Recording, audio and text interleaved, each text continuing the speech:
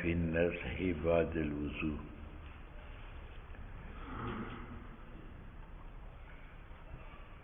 باب فی وضوء النبی علیہ الصلوۃ والسلام کیف کان. باب ہے نبی علیہ السلام کی وضو کی کیفیت میں کہ کس کیفیت سے وضو فرماتے تھے.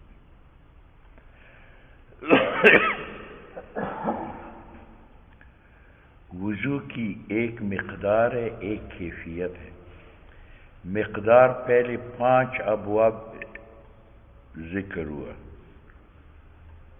وضو مرتان، مرتین، ثلاثہ، مرارے، اور چوتھے باب میں 3 ابواب کا مجموعہ، اور 5ویں باب میں بعض اعضاء کی مقدار 1 بار، بعض کی مقدار 2 بار، بعض کی مقدار 3 بار.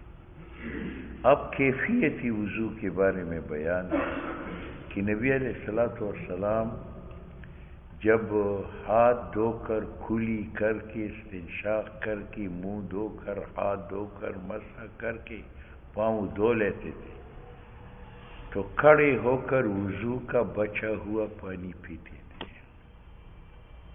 پانی پی لیتے.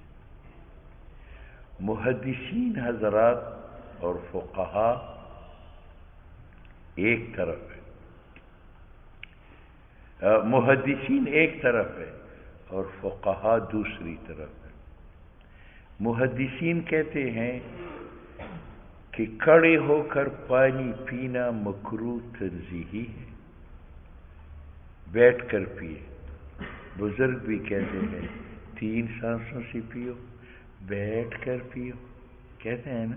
اچھا، یہ کھڑے ہو کر پانی پینا مکروہ تنزیہی ہے.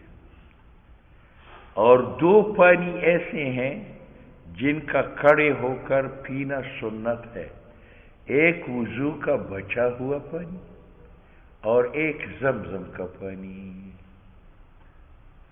تو باقی میں کھڑے ہو کر پینا مکروہ تنزیہی ہے، اور ان 2 پانی میں کھڑے ہو کر پینا مستحب بلکہ سنت ہے کہ انسان کھڑے ہو کر وضو کا بچا ہوا پانی پیے اور کھڑے ہو کر زمزم کا پانی پی لے.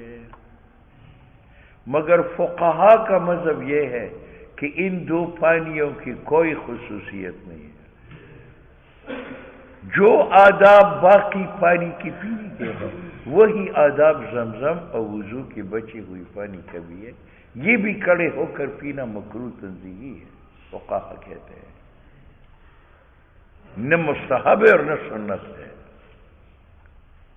باقی روایت باب میں محدثین استدلال کرتے ہیں کہ حضور نے وضو کا بچا ہوا پانی کھڑے ہو کر کے پی لیا یا زمزم کا پانی کھڑے ہو کر کے پی لیا.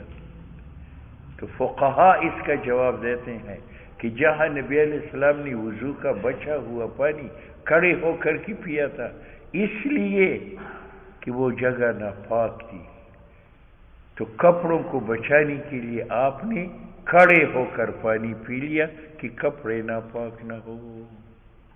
ٹھیک.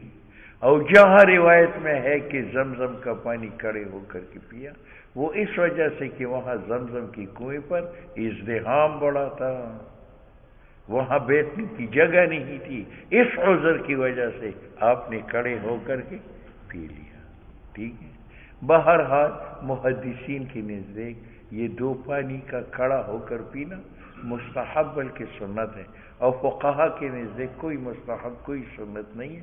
اس کا حکم باقی پانی کی طرح ہے کہ بیٹھ کر پینا مستحب و سنت ہے، کھڑے ہو کر کے پینا یہ مکروہ تنزیہی. حدثنا قتيبة وحناد قال حدثنا ابو الحفص عن ابي اسحاق عن ابي حية قال رأيت عليا، میں نے علی کو دیکھا توضأ وضو کرتی ہوئی فغسل کفے، اس نے اپنے ہاتھوں کو دھویا حتی انقاہما، دونوں ہتھیلیوں کو پاک کیا، پھر آپ نے مزمزہ کیا 3 بار، استنشاق کیا 3 بار، وغسل وجہ ثلاثا، منہ مبارک دھویا حضرت علی نے 3 بار، وذراعہ ثلاثا، اور ہاتھ کو کوہنیوں تک دھویا 3 بار، ومسح برأسہ مرۃ، اور 1 بار مسح کیا۔ امام شافعی تشلیش مسح کے قائل ہے، مسئلہ گزر چکا ہے۔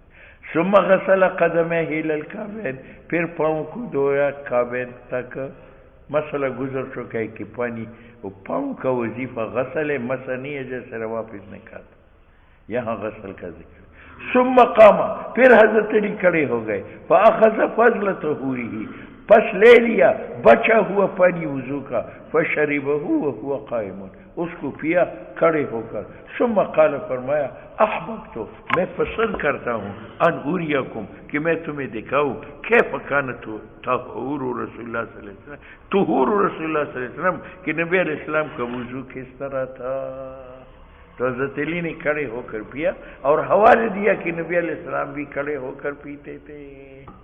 ٹھیک ہے، فقہا اس کا جواب دیتے ہیں کہ وہ کثرت ازدحام کی وجہ سے اور جگہ نہ ملنے کی وجہ سے آپ صلی اللہ علیہ وسلم نے کھڑے ہو کر پانی پیا تھا۔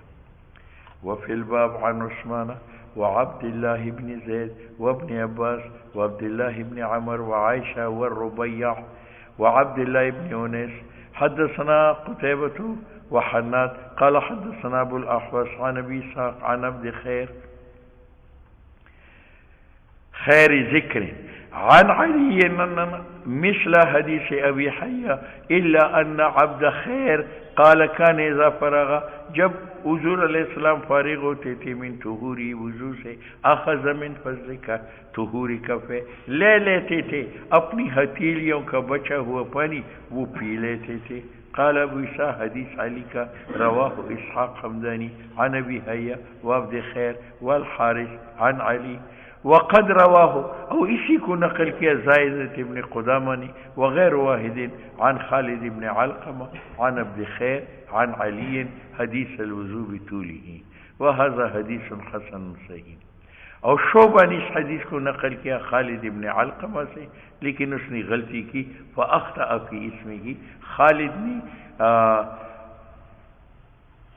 شعبہ نے غلطی کی ہے فی اسمہ ہی، خالد کے نام میں بھی، وابیہ، اور علقمہ جو اس کا باپ ہے اس کے نام میں بھی، وقال مالک بن عرفجہ، حالانکہ وہ عن ابی عوانہ عن خالد بن علقمہ عن عبد خیر عن علی، وروی عنہ عن مالک بن عرفہ مثل روایت شعبہ، لیکن صحیح یہ ہے خالد بن علقمہ۔ باب فی النزل بعد الوضو،